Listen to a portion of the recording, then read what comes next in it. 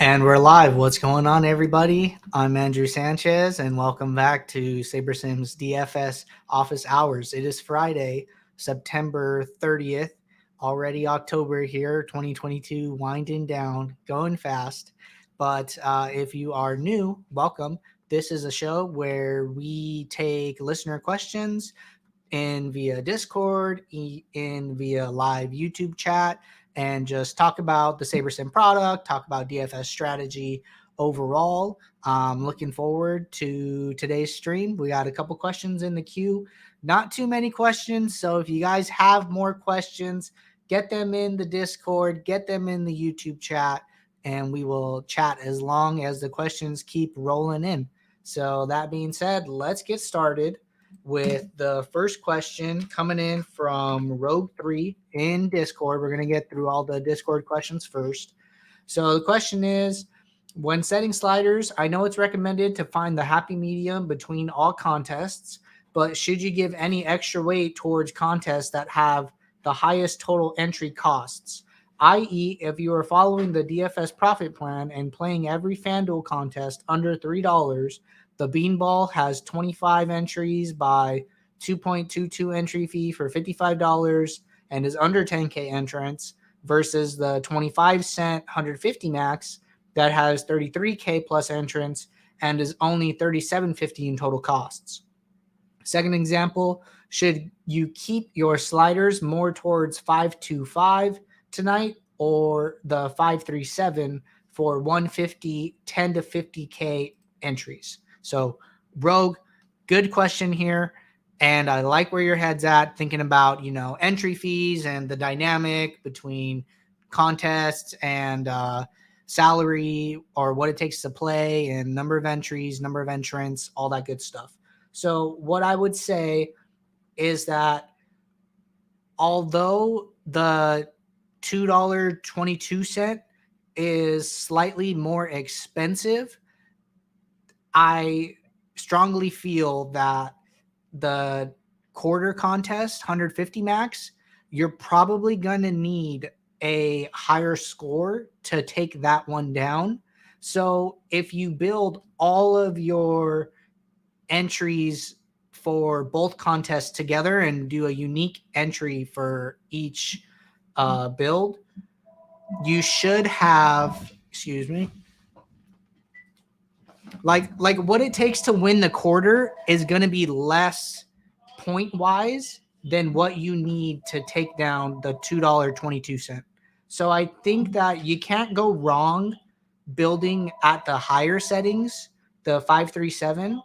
But if you build at the lower settings, then your portfolio is going to be more optimized for the $2.22 and less optimized for the 25 cent 150 max. And you technically have more lineups in the 25 cents. So you have more shots on goal in that contest. So I think that if it was me personally, I would continue to build at the 537 higher slider settings. Or if you want, let's pull this up and we'll hover over to FanDuel and we'll talk about baseball for tonight. You could find something in the middle, which I think is totally okay. So, we're at the FanDuel 20 max, and we said that it has under 10K. So it would be like this 525. And if you wanted to go play the 150 max, 10 to 50K entrance, 537. So, you do like a 536, a 526. I don't think it's going to make too big of a difference as far as, one taking the sliders each direction. I just typically try and lean on the higher side because if I have builds with more upside and then, maybe a lineup that only gets 50th place in the 150 max might be top 10 in the 25 max. So that's how I like to think about it personally. I don't think there's a wrong or right answer. I think you can do either, but I'm curious to hear if you have any follow-up there. So moving on to the next one, question coming in from Fail Mary, and it looks like Fail Mary is in the chat. What's going on? Happy to have you back as always. So question reads, is it possible in any way to achieve this? Generate builds, filter all lineups with digs, then set the max exposure of digs plus knocks to 10%.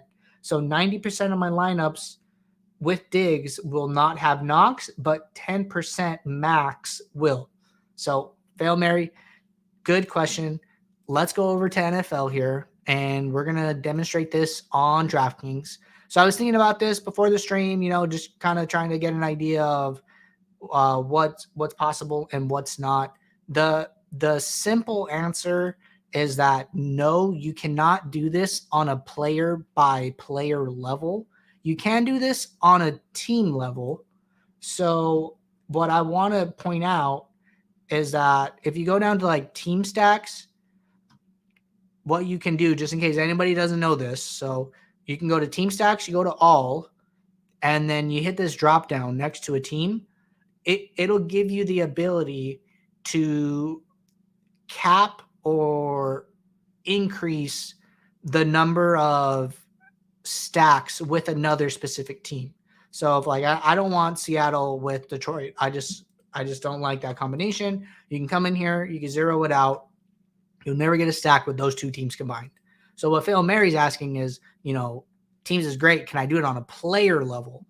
And I'll show you some workarounds. You can't do it exactly. I know it's on the roadmap in the future to kind of build the next set of granularity into that team drop down. So I think that's coming in the future.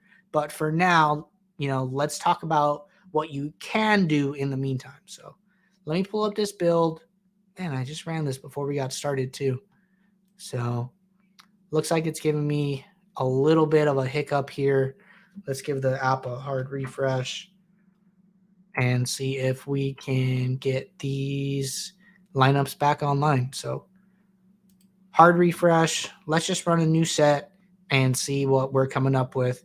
But, not to get too far ahead of myself, what we're going to have to do is, one, we're either going to have to filter the lineups and discard certain ones by hand.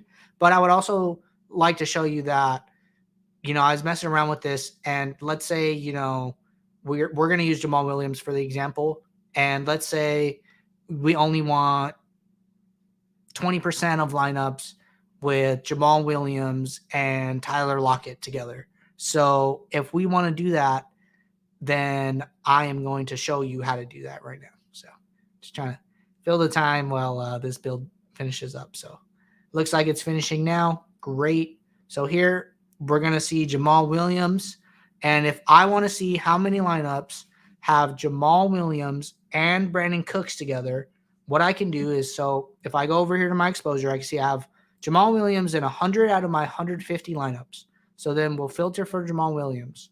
So then once you hit this plus magnifying glass and filter out Jamal Williams lineups, these exposures will update to show you the new exposures for his lineup specifically. So I have Tyler Lockett in 44 out of the 100 lineups with Jamal Williams. So then if I click Tyler Lockett, now I'll see those 44. So, 44 divided by 100, we'll just say 44% of the lineups. Well, I don't want that. I only want 20%. So what you could do one way is come in here and just start trashing these. Just trash one after the other till you get to a value that you want. I would suggest trashing from the bottom up. That way you don't get rid of the lineups at the top of your pool. So if I were to really do this, I would scroll all the way to the bottom of this build. And don't worry about any messaging that comes up. Just sit here and trash them until you get to a number you want. So that's one way to do it. All right. The second way, which I just kind of want to point out, more how this works. If we were to lower our exposure to Tyler Lockett, that doesn't mean that we're going to lose our exposure to Jamal Williams. And so, let's take a look here. We have Jamal Williams at 66%. And even though Tyler Lockett was in 44% of the lineups with him, let's see what happens when we decrease Tyler Lockett's exposure. So let's go from 36 to 25. Keep editing. That's fine. You know what? Let's start at the top. So 69% Jamal Williams, 61% Tyler Lockett. If I decrease Tyler Lockett to 50%, I didn't even lose any Jamal Williams exposure. Jamal Williams went from 69% to 70%. So now he's in even more lineups than before. I think he was in 100. Now he's in 106. So just because if there's a certain player combination that you see that you don't want, I would just start by lowering the exposure of that player first individually, and then just double check to see if that's coming from the buckets where they're together. So in this case, it's not. So, let's try again. And then let's put Tyler Lockett down to 40. See what that does. Okay, we lose a little bit Jamal Williams. So, if you're set on having like 65% Jamal Williams, put that in as a min exposure as like a safeguard to say, like, no matter how much I lower Tyler Lockett, don't give me less than X amount of this other player. So you would put your min exposure for Stephon Diggs in the example that you gave while you continue to lower Dawson Knox's exposure. So then we're going to put Tyler Lockett, cap 35, and then we see Tyler Lockett's down here. We're still having 72% Jamal Williams, so very close to what we had in the beginning. And then when we decrease them, it's slowly getting smaller. So, those are like two workarounds. The most precise one is the first one I showed you, where you filter for lineups with both players, take notes of how many Jamal Williams lineups you have overall, take note of how many Tyler Lockett lineups you have with him, and then just go to the bottom of your pool and then trash them until you get to a number that you want. I think that what you're describing is something that we want to build in the future, and it'll be, the next step up from those team exposures that we talked about. But for now, that's how you accomplish that goal. I definitely see why it's useful. So hopefully that is coming down the pipeline. All right. Next question from Nipsey in Discord. Oh, wait, follow up here from Fail Mary. So Fail Mary, just getting back to the conversation we were just having, Fail Mary followed up and said, if I trash those lineups, doesn't it lower the amount of lineups I have, not just from the pool, but from my total unique lineups? Thank you for the clear response and great workaround. So Fail Mary, if we were to go here and go to Jamal Williams, Tyler Lockett lineups and scroll to the bottom, and let's just trash like 5 for the sake of this. 3, 4, 5. And then where it says fill to 150 lineups. So you would just hit yes, and then it'll tell you that it's going to clear your filters. That's fine. And then it'll give you 5 more lineups from your pool that were like next up to meet whatever exposures you set. So it added this 219, 217, 216, 214, etc. So you'll just have to refill to the number of unique lineups that you want. So then like this number will change. So if I were to trash this lineup, now I have 149, and then it'll ask you if you want 150 again. So, and then this number will re-increase. So you can either go with the message, or you can come up here to your number of lineups and then change it to whatever number you want it to be. So you can still, like, even though we got rid of 6, there's still 494 available lineups. We could just pull more from the pool overall. So happy to go over any further clarification if needed, guys.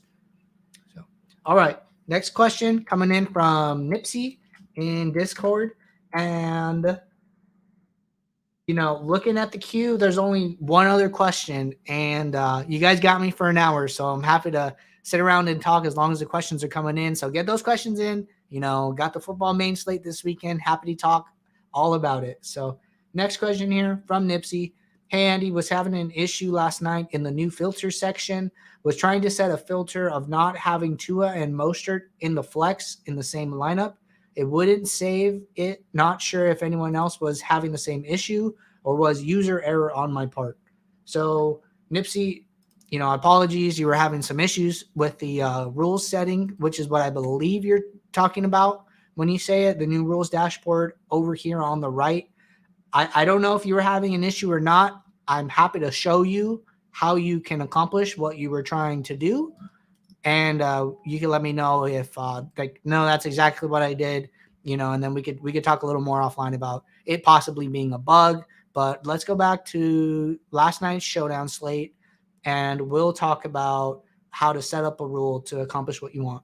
So what you would do is you would open up the lineup rules over here on the right. You would hit add new rule. You would do a group rule, and you would do a manual rule. Use no more than one, because the question is saying set a filter of not having Tua and Mostert in the flex in the same lineup. So use no more than one player. You would go to flex. You would check in Tua and Mostert, and then you would hit save. So then now when we build this rule, I'm just going to uncheck this one for now. So let's just build a couple lineups here. We'll just build like 200. Should be plenty. And we'll just make sure that this is working. So I don't see any reason why it shouldn't. But this is pretty much what you need to do. Just put the two in a manual group. Make sure that it's their flex that's checked, not their captain. And here we could see that we only have Tua. So we can go over to flex. We can filter for Tua lineups. And you should be able to tell just by looking at your exposures. So if we go down and we look for Raheem Mostert, boom, we have no Mostert in lineups where Tua is in the flex. And then if we go to Mostert here, we should have no lineups with Tua in the flex. So maybe I passed him. Here we go, Tua. So no exposure there. So that's the rule you want to set. It should work every time. If there's any issues with it working, just come up here to the settings, hit the report a problem, quick description of what's going on, and the team will get back to you. But it looks like it's working okay. I hope the demo helps, and let me know if you have any more questions, all right? Next question from Eagles 1985 in Discord. And the question is, do you play MMA, and how much does duplication play in your process? So Eagles, good question. I am not the biggest MMA guy. I have dabbled in it. To be honest, it's just not my not a sport that I feel like I've had enough time to invest in the weekend, and I just don't like playing things I don't feel like I have the time for, especially if I feel like I'm rushing it. That being said, Will, our data scientist, is a huge MMA guy, and he did a video with Jordan on our YouTube channel that you could find under playlists. And if you go down here to Dominate MMA DFS with SaberSim, you hit this play all, and the interview that Jordan did with Will talking about the MMA model and MMA theory overall would be a great place to start. You can always post any questions or thoughts about duplication, about game theory that you have in the MMA Discord channel. Is always a great place to talk about theory and just bounce ideas off of each other. I know Will is in the MMA Discord streets a lot, so I would go there. To answer your question, I think that even though I don't play that much, I understand how much duplication plays into MMA theory, and just shooting for like under 10 uniques or like under 5 uniques, just because it's very similar to Showdown NFL in that way. So I think that duplication, always worrying about duplication in a sport where you're going to need the optimal to win, is very important, just so you get more of the prize pool when you do win, because winning and building the optimal is hard enough. You want to really get paid for it when you do. So I would check out that video if you haven't checked it out before, and I would see if you can get any ideas that you need some answers to in the Discord. All right, question coming in from John. John is a regular to the stream. So John, happy you're here, and let's get to your question. So a bit of a long one here. Trying to put into perspective, making my lineups to be duplicated the least amount possible. how big of a subset are the 1,500 lineups compared to all the SaberSim lineups that get built from simulations? For example, in NFL, there may be billions of possible lineups that could be built. Is this a duplication factor a concern, or are the lineup pools potentially wildly different from user to user on SaberSim? I guess I'm trying to better understand how the optimizer works. Does SS look at 500 to 1,500 simulations first and then give lineups based on the rules and exposures that you set? Or does it build the pool one lineup at a time using an X number of sims and follow your input of rules/exposures?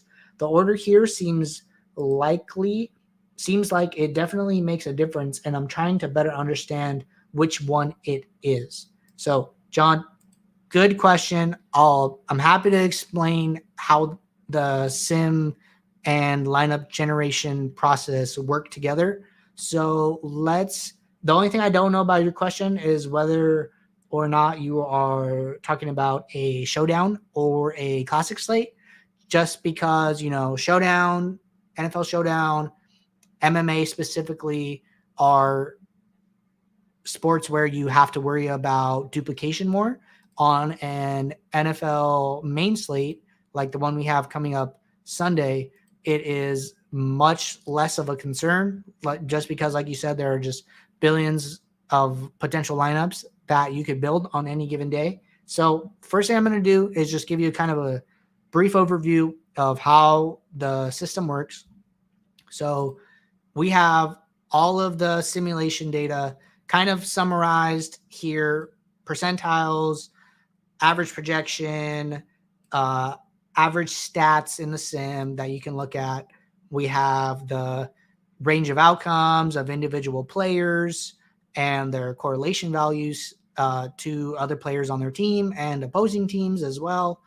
So then what happens is you come in here, you put in the contest that you're playing. So let's say, you're playing the Minimax this weekend, for instance, and you come in here, you get these slider settings by default that we backtest. And what happens is we have a pool of sims of thousands upon thousands of sims. And what will happen was, for every individual lineup, we're going to pull 6 sims in this instance at Sim Precision 8 randomly from the pool of the thousands and thousands of sims. And then we're going to find the mean projection from the set of 6 sims and determine that for every player when we sim a slate. And then we will pick players from those sims that do well, apply a correlation factor to them, apply an ownership factor to them based on these sliders, and then the lineups are generated, and then the lineups are graded by SaberScore, which is our own lineup grading algorithm. So that's what leads to the lineups in step 3 that you see, and that is how they get graded based on SaberScore, which we're filtering by because we just feel that that's the best lineup ranking method that we stand behind, as opposed to using projected score or opposed to using salary or ownership. We think that our metric that we created is better. And getting back to your question, so that's kind of the part of your question where, those are the subsets that we're pulling from the sims to build your lineups. And this is per lineup, as noted here, where it says 6 sims per lineup. And then, is this a duplication factor a concern, or the lineup pool is potentially wildly different from user to user on SaberSim? So, SaberSim is a small fraction of the DFS ecosystem as a whole. I think that you should focus on not thinking about like SaberSim user to user duplication and just looking at duplication through the lens of your contest and the ecosystem as a whole. I think that's more important. It's highly unlikely that you're going to be more duped to other SaberSim users than you would be to other users overall, because we're pulling random buckets from the huge pool of sims, and you're only pulling a small amount of those sims to get your projections for your players in your lineups. So rereading your question, it looked like you just kind of wanted like a lineup optimizer, like overview. SaberSim is a very complex system that understands correlation, understands ownership fade. It is not a traditional optimizer that is just solving for mean projection. We're pulling from the distribution of outcomes for every individual player and applying metrics to it to get you high upside lineups. So, John, I hope I answered your question. Let me know if you have any follow-up, but that's kind of how the system works. So moving on to YouTube chat, question from Young AFT. I'm brand new to SaberSim. What would you say is a good spot for the sliders on single game entry and 3 contest entry for NFL GPPs? So Young AFT, first off, you're new to SaberSim. Welcome. Happy to have you. One thing I would check out if I were you, I would go to our YouTube channel, and I would go to playlists, and I would go to Behind the Sims. So if you go to this view full playlist of Behind the Sims, what you will see is our series on contest simulation. So what we did was we went and back tested all possible slider combination settings for different buckets, which are the buckets you see in the app here for GPPs, different entry limits for different contest sizings.